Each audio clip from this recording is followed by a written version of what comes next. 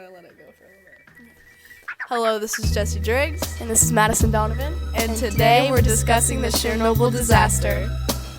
On April 26, 1986, in the Soviet Union in Ukraine, there was a radioactive explosion in the reactor core caused by the lack of coolant in the reactor. The Chernobyl disaster was the worst nuclear disaster in history.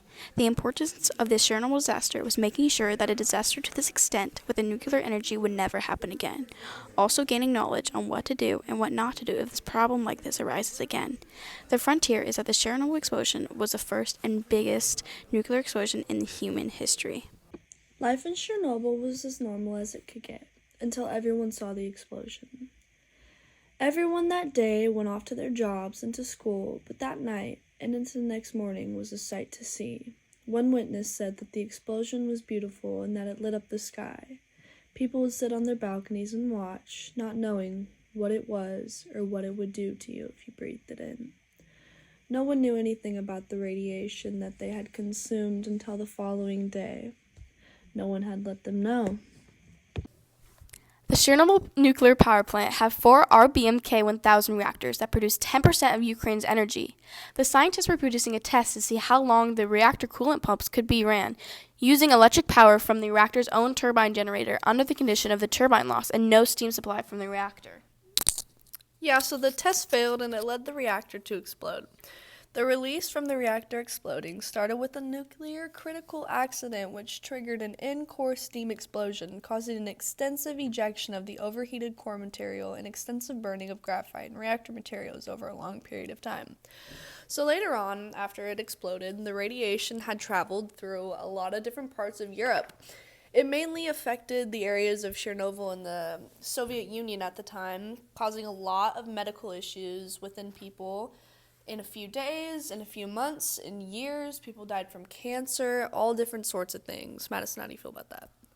Yeah, so basically I read this story about a documentary, and this woman was saying how her kids were out in the backyard playing, and one of her daughters got back from this camp, and her children were like really scared that her daughter was going to have like a green face, her face was going to be all morphed and she wasn't going to look right. Yeah, no, it's honestly quite terrible. But after the explosion, they had a certain team of soldiers and a cleanup crew that were sent out. This cleanup crew literally only wore lead vests, but the radiation was not just coming from like in the air, it was coming from below them. And the only thing they had on their feet were fake leather boots.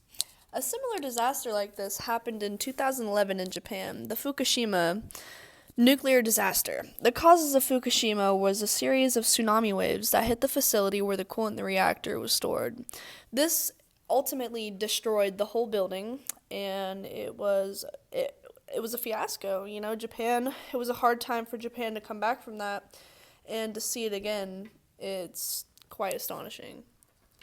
So, the cleanup crew, they were called liquidators, and like Jesse said, they wore metal vests and false like leather boots. And because of those leather boots, they got the radiation through the boots, and they were only allowed to clean up for about like a minute to 2 minutes before they got released to send back home, or else they would get sick. The individuals who were involved in the incident were the scientists at the nuclear site and the people who were sent in to help clean up. They were called liquidators.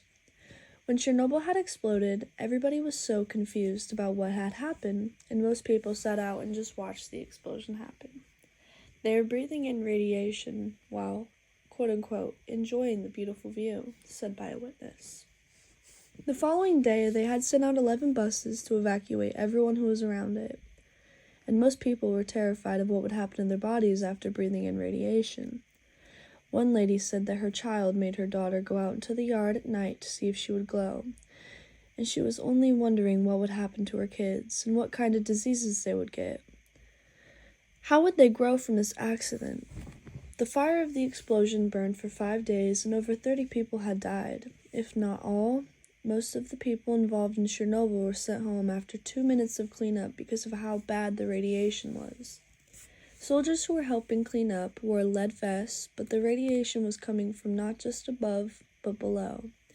And only on their feet were they wearing fake leather boots, absorbing most of the radiation from the ground. A similar disaster happened in 2011 in Japan, the Fukushima Daiichi nuclear disaster. The cause of the Fukushima disaster was a series of tsunami waves that hit the facility where the coolant in the reactor core was stored, which destroyed the coolant and caused the reactor to explode. The Chernobyl disaster released about 10 times the amount of radiation than the Fukushima disaster did. The Japanese government moved rapidly to get people to safety. They evacuated people and halted food shipments from the area. Unlike Chernobyl, there were no deaths and minimal energy to those in the Fukushima disaster. From this incident, the Soviet Union now knows what they should do if this were to happen again, which is highly doubtful since the first time was terrible, and they should be taking precautions to make sure this never happens again. The Chernobyl disaster was and is known for being the largest nuclear explosion of all time. Some would argue that the cause of the disaster was controversial, or how they decided to take care of it. Why did they take so long to evacuate the people? Why send people to clean up the mess right away when there was still a lot of radiation in the building? How did this impact the idea of nuclear power? The frontier of the Chernobyl disaster was it being the worst nuclear disaster till this day. This incident was the only disaster in human history where radiation-related fatalities occurred. This incident moved on an anti-nuclear movement and quickly ended the USSR. What immediately changed as a result of the explosion caused the largest uncontrolled radioactive release into the environment ever recorded for any civilian operation. And large quantities of radioactive substances were released into the air for about 10 days. All of the xenon gas, about half the iodine and caesium, and at least 5% of the remaining radioactive material in the Chernobyl 4 reactor core was released in the accident. The radiation caused 28 deaths by the first day. The plant operator's town of Pripyat was evacuated on the 27th of April, of which there were 45,000 residents. By May 14th, 116,000 people that had been living within a 30-kilometer radius had been evacuated and later relocated. The Chernobyl explosion led to major changes in safety regulations and in industry cooperation, particularly between the East and the West before the end of the Soviet Union. Around 200,000 people from all over the Soviet Union were involved in recovery and cleanup during 1986 through 1987. They also received very high doses of radiation.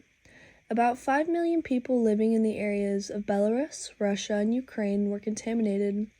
According to the document, there is no scientific evidence of increases in overall cancer incidence or in non-dangerous disorders that could be related to radiation exposure.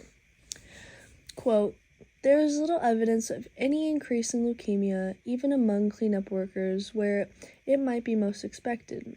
Radiation-induced leukemia has a latency period of 5 to 7 years, so potential leukemia cases due to the accident would have already developed. A local connection that we have with this History Day project is the Humboldt Bay Power Plant.